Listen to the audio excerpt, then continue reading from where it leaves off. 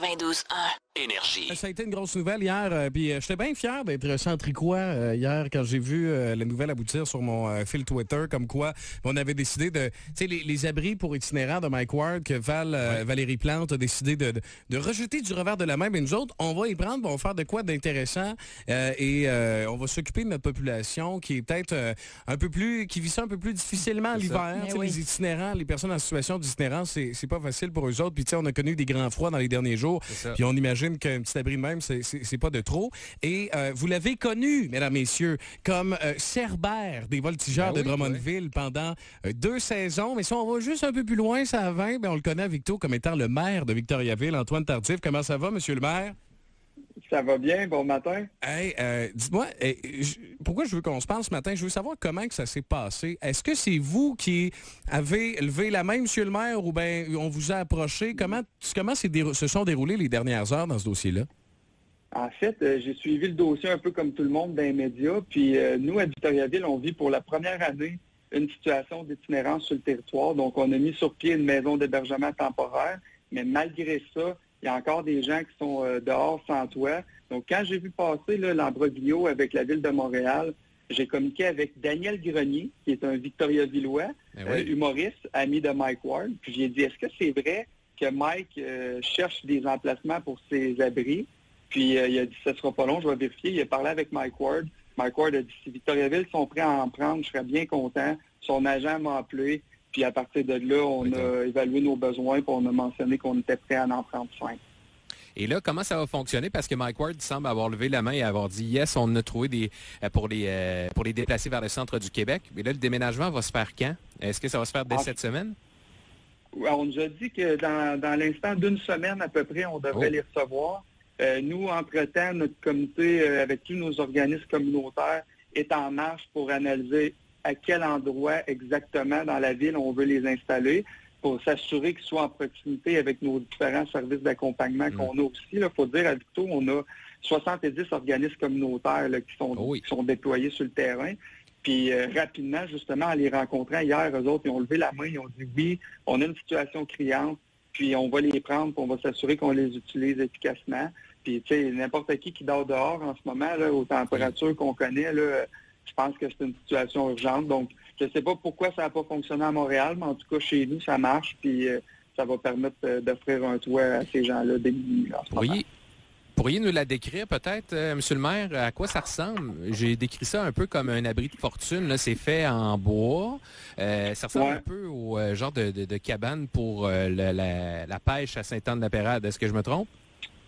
C'est 6 pieds de large par 8 pieds d'eau avec un genre de toit diagonal. Là, puis il y a une porte en rentrant, puis il y a une tablette, puis il y a un lit. Là. C'est très simpliste, là, mais tu es à l'abri. À l'intérieur, tu peux avoir ton sleeping bag, tes affaires. Puis c'est sûr que c'est pas parfait, hein, on va se le dire. Là, sauf que en ce moment, la situation, c'est qu'ils sont dehors. Donc, ne serait-ce que d'avoir un toit, un petit espace, un sleeping, je pense que c'est beaucoup mieux que rien.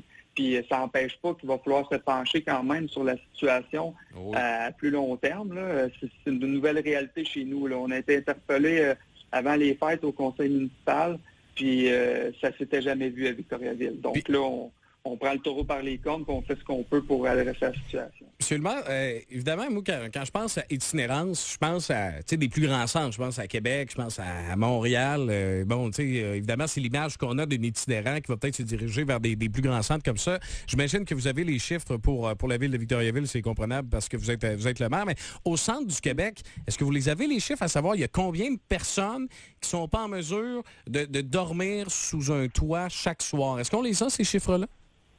Moi, régionalement, là, je vous parle pour ma MRC, là, puis mes municipalités limitrophes. Là, à Victoriaville, on parle d'une 12aine de personnes. Quand même. Donc, on avait 6 lits au départ. On est rendu à 8. Là, on va ajouter 5 abris temporaires. Donc, on devrait être en mesure de desservir notre population.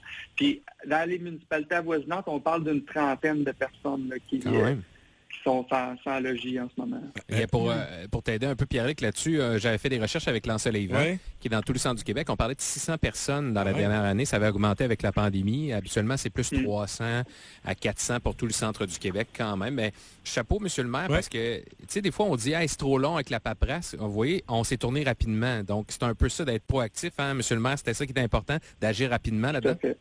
Puis... Vraiment. Puis, tu sais, c'est à l'image du conseil qu'on veut d'être. Tout ça, on est une nouvelle équipe, puis c'est ce qu'on s'est donné comme mandat, c'est d'avoir des réflexes rapides, puis on est une ville de grosseur moyenne.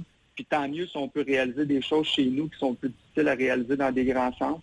Puis dans ce cas-là, c'est au bénéfice de ces personnes-là qui sont sans abri en ce moment. Puis présentement, j'imagine que peut-être les gens sans logis sont peut-être pas en train de nous écouter, mais si vous quelqu'un en connaît un, où est-ce que cette personne-là peut aller comme référence pour se dire, tu sais, moi j'aurais peut-être besoin là, d'une de ces petites maisons-là?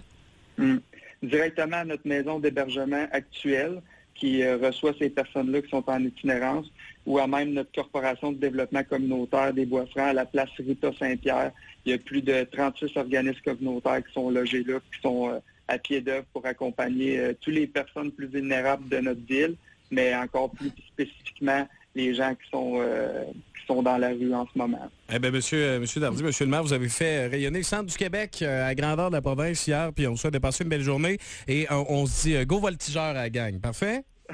Go Tig! Malheureusement, ça a coupé, on l'a pas entendu. On souhaite une belle journée, monsieur Tardy. Merci. Salut, bye. Bye. Antoine Tardy, qui est un ancien gardien de but des voltigeurs, il dit go Tig. Il dit go Tig. Il a changé de cap. Oui, je sais bien.